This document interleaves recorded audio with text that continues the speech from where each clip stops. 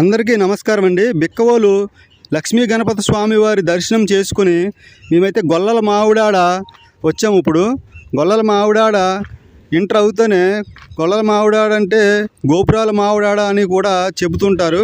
ఈ గ్రామంలో అడుగు పెడుతూనే మణికంఠ స్వామి వారి ఆలయం దర్శనమిస్తుంది.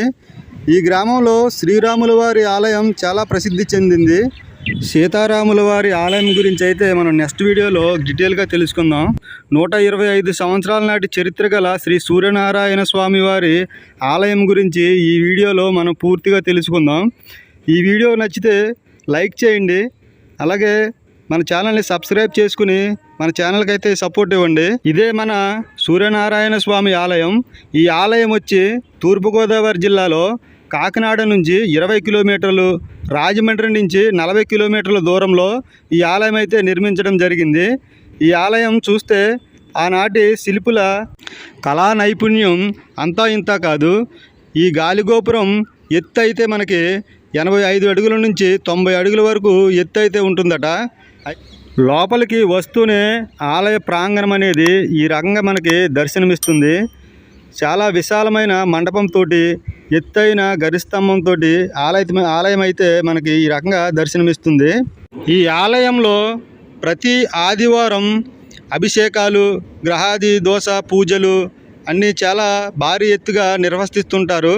ఈ ఆలయానికి రాష్ట్ర నలుమూలల నుంచి గ్రహశాంతుల కోసమై చాలామంది భక్తులు ఈ సూర్య దేవాలయానికి అయితే వస్తూ ఉంటారు. అలాగే మనం ఇక్కడ చూసుకున్నట్లయితే సూర్యనారాయణ స్వామి వారి ఎదురుగుండా గరుడాళ్వారు దర్శనమిస్తుంటారు. ఒకసారి మనం అటు పైకి చూస్తే శిల్ప సౌందర్యమైన గాలిగోపురం చాలా చక్కగా దర్శనమిస్తుంది. ఒకసారి చూడండి, చాలా శిల్ప సౌందర్యం గల గాలిగోపురం. అక్కడ నుండి మనం దక్షిణ వైపుకి వస్తే చాలా విశాలమైన మండపం ఇక్కడ మనకి దర్శనమిస్తుంది. హోమాది కార్యక్రమాలు, పూజాది కార్యక్రమాలు అన్నీ ఇక్కడ చాలా చక్కగా నిర్వహిస్తారు. అదేవిధంగా ప్రదక్షిణ చేసుకుంటూ ఆలయ వెనక భాగానికి అయితే వస్తే ఇక్కడ నక్షత్ర తాంబేలు అనేవి మనకి కనిపిస్తాయి. ఎక్కడా లేని విధంగా నక్షత్ర తాంబేలుకి ఇక్కడ రేకుల షెడ్ వేసి ఏర్పాటు చేశారు. చాలా గొప్ప పని చేశారు. అయితే మనం ఉత్తరం వైపు సింహద్వారం నుంచి ఇటు బయటకు వస్తే ఇక్కడ వేణుగోపాల స్వామి వారి ఆలయం అయితే ఉన్నది. జమ్ము చెట్టు కింద వేణుగోపాల స్వామి వారిని ఇక్కడ ప్రతిష్ఠించారు. ఇటువంటి విషయాలు ఏ వీడియోలో కూడా చెప్పలేదు ఫ్రెండ్స్. మన వీడియోకి అయితే లైక్ చేయండి. దర్శనానికి వెళ్ళిపోదాము.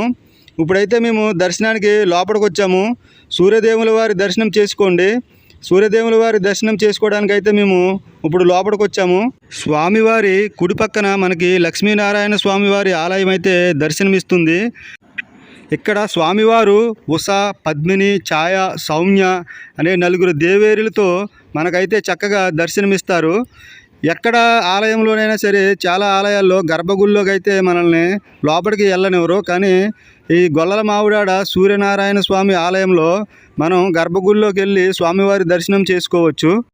ఇక్కడ జరిగే చాలా అద్భుతమైన విషయం ఏంటంటే సంవత్సరానికి 2 సార్లు సాక్షాత్తు ఆ సూర్యకిరణాలు స్వామివారి పాదాల మీద పడుతూ ఉంటాయట.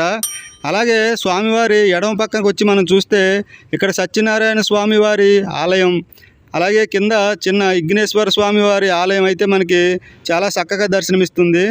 ఇప్పుడైతే చాలా సంతోషంగా దర్శనం చేసుకుని భోజనానికి అయితే ఇక్కడికి వచ్చాము. ఇక్కడికి రాగానే ఆలయ కమిటీ వారు స్వామివారికి నైవేద్యం సమర్పించి హారతి ఇచ్చి అందరికీ అయితే భోజనం వడ్డన చేస్తున్నారు. ఈ ఆలయ కమిటీ వారు చాలా పరిశుభ్రంగా వడ్డన అయితే చేస్తున్నారు.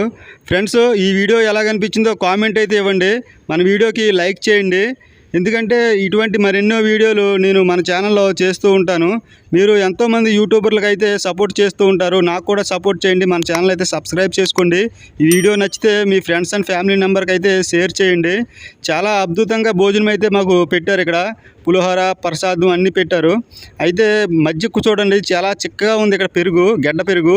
చాలా ఆలయాల్లో చాలా పలచగా ఉంటుంది, కానీ ఇక్కడ చాలా చిక్కగా గడ్డ పెరుగు అయితే వేసి పెట్టారు. చాలా సమృద్ధిగా భోజనం చేసాము.